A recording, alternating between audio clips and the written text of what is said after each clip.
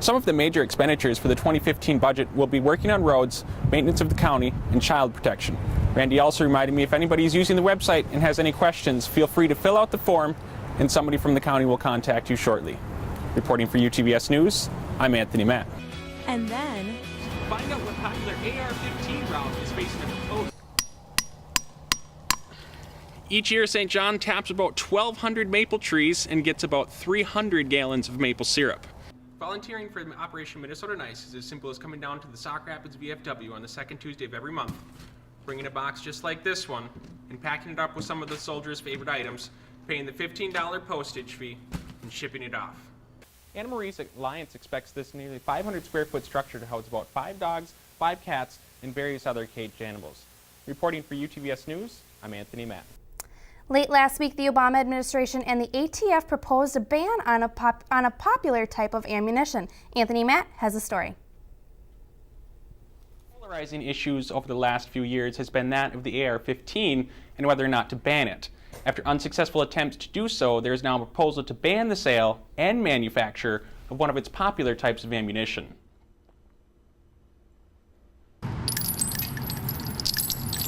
In the latest move in the war on firearms, there has been a proposal to ban the manufacture and sale of the popular AR-15 round, the 5.56 millimeter. The White House cited reasons such as armor piercing, and it will save cops' lives.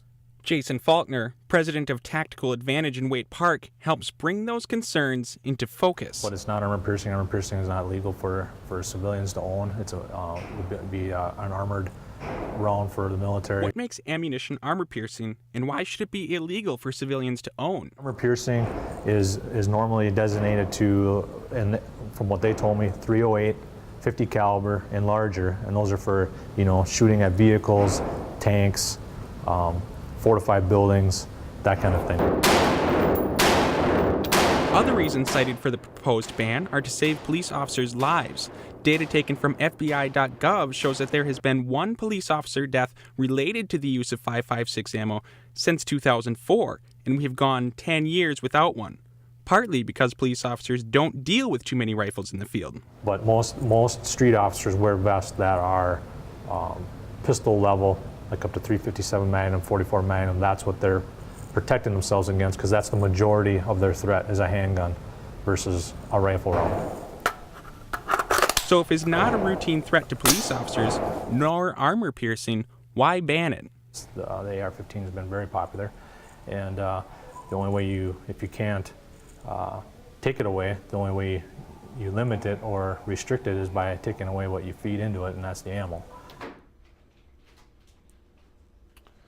The proposal is specifically for the M855 green tip ammunition. The only difference between the normal 5.56 and the green tip 5.56 is the steel core in the green tip. The steel core does do more damage to certain things, but that does not classify it as an armor-piercing round. Okay, now Tony, why do these rounds have a different color tip? Does it signify anything specific? Yeah, it actually does. There are a number of different ways to distinguish ammunition. Some have red, blue, or black tips, and it's to signify different things like tracer, incendiary, or an armor-piercing round. Okay, and now about the AR-15. How quickly can it shoot these rounds? Well, the AR-15 is a semi-automatic weapon, and that means that you can shoot it at any rate that you want besides just holding the trigger. The AR-15 is not an automatic weapon, and those are illegal for civilians to own. Okay, thank you so much. Thanks, guys. A new proposal in St. Joseph has one area of the city looking at potentially $800,000 project. Anthony Matt has the story. Clinton Village in St. Joseph has proposed roadwork project that could cost residents of the area up to 60% of over an $800,000 project. Like so many roads in Minnesota this time of year, this road in Clinton Village is ready for some work.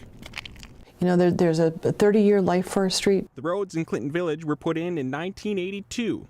And after about 15 years, you want to do some kind of preventive maintenance like the reclaim. And now may be the time to finally do some work to them. Although still in the proposal process, planning is nearly done and the price has been determined, and the cost to residents has been estimated. The total project cost is about $800,000, $863,000. You know, so when we look at what the impact to the residents, you know, the residents are going to see anywhere from a $3,000 to $7,000 assessment. One resident of this area seems more than willing to accept the cost of this project. I think they need to do it. I mean, I know it might increase our taxes, but bottom line is there's potholes all over the road, and if it's more expensive for me to have to repair the struts of my car than to have to pay a little bit every month towards this road. The damage to their cars is not the only concern for some residents of this area. And then it has happened to me. I hit a pothole so hard on this block that your struts and stuff will damage your struts on your vehicle. So I mean, you're going to pay for it one way or the other. If you don't fix the roads, you're going to pay for it on the damage of what it can do to your car on that. So, and also I've seen actually, and I don't know some of my neighbors around here, but I saw one of the lady walking, and she must have hit a pothole or something because she fell on this road. So you know what? It needs to get done. A meeting will be held on February 18th to discuss the merits of the road project with the city and the residents. Reporting for UTVS News, I'm Anthony Matt. If approved, the city would like to begin the project in the summer and hopes that it would be completed by the first frost of this fall. Now, Anthony, I know you said that the cost could be up to 60%. How will the cost to residents be determined? Well, the city will hire an appraiser to assess the roads and determine what percentage of value the project could potentially add to the homes. They would then charge the homeowners of the area that percentage. So if the appraiser determines that it adds a 50% value to the home, the residents will be on the hook for 50% of the total cost, and then the cost will be paid over a 10 to 15 year period. Okay, now who pays for the rest of the cost? Well, the city would levy for the rest of the cost. So the city will issue bonds, and whatever is left will get paid through a levy, and this cost would also be paid over a 10 to 15 year period. Thank you. Thank you. Thanks. They're gonna run today. Each spring for over 5 decades, Brother Walter Kiefer enters the woods behind St. John's University. A little bit. Now you can see there's about a quart out there in that pail. To collect one of its sweetest secrets. Last year we ended up with 316 gallons of syrup. This year will more than likely, hopefully, be in that range. Each year, St. John taps about 1,200 maple trees and gets about 300 gallons of maple syrup. All 1,200 taps, 300 gallons, are placed, collected, and produced on a volunteer basis.